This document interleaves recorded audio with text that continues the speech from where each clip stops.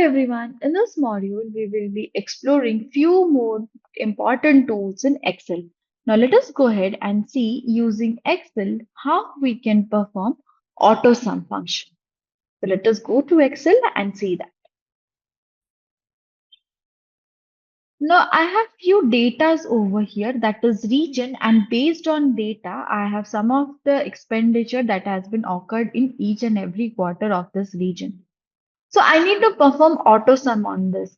Now we know in Excel we have a function that is sum, but it's difficult for always to click on that sum and calculate for each and every cell each of the time.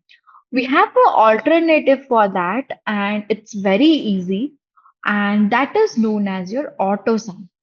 So how to get a AutoSum? First of all, you have to go and select home, then you have to search for AutoSum option, which is there in editing.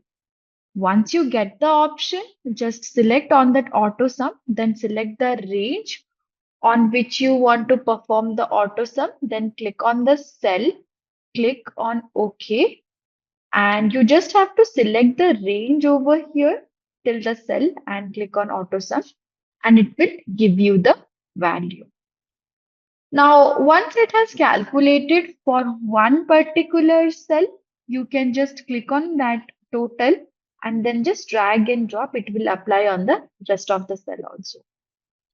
In this way, you can easily sum all the data within few seconds, and it will make your evaluation easier than expected.